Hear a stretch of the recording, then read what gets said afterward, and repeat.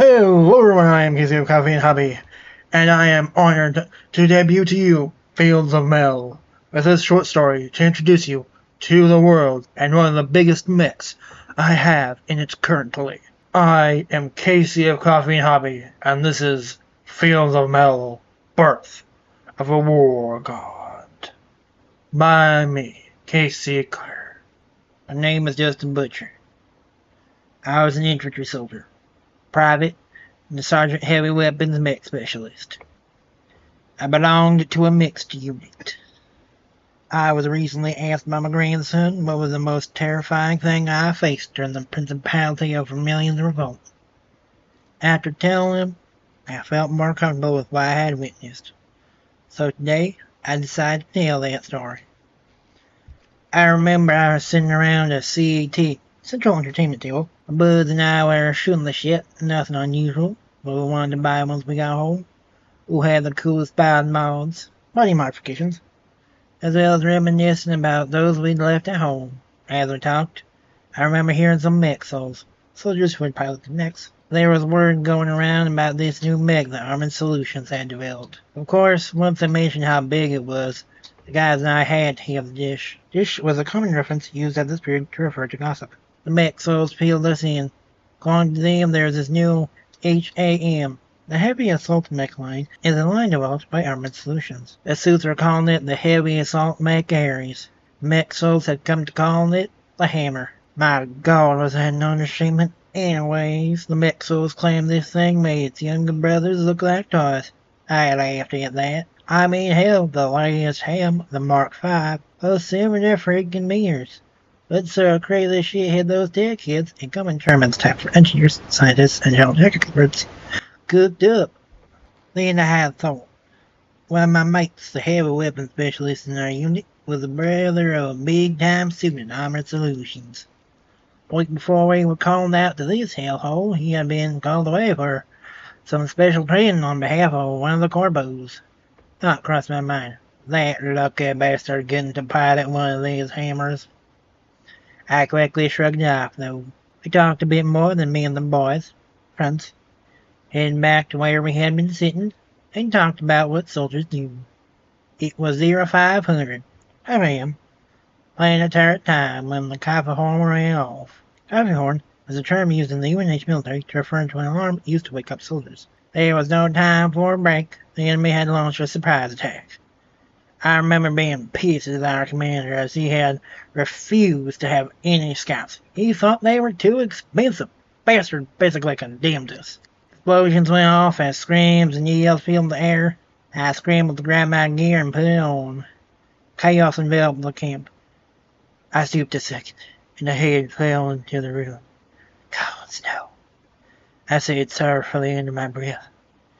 It was our unit's nurse. Tears left my eye, but I knew I had to suck it up. Bullets flew as officers struggled to give orders in the chaotic camp. I ran, returned fire, and tried to rally the force. Then I saw it. Our commander, the bastard, had raised a gun to an infantryman. The blood kicked on his wrist and must have fried the crap tech on it, as it peeled off, revealing the symbol of the Principality of Vermilion. The bastard was a traitor. I charged him, pinned him to the ground, and pressed a stun gun right up against his batter holders, a term used at the time to refer to testicles. I wasn't going to let that son of a bitch get away with death. I cuffed him and showed the symbol to another officer I knew. We'd been set up. The officer calmed up to the orbiting command ship. After their exchange, the officer told me to hold the line. Reinforcements were coming. I nodded and went back to battle. We started to push the enemy back. Then the worst. I had seen the silhouettes of the monsters on the horizon, and had prayed my eyes were tricking me. My heart stopped when I saw them. 3 H.A.M.Ar Mark V's. By God! The enemy had gotten their hands on Mark V's. Our point was barrage, and all I could do was keep my comrades rallied and try to establish fortifications. The enemy rained bullets and explosives down on us. Somehow the Principality had gotten one over on us.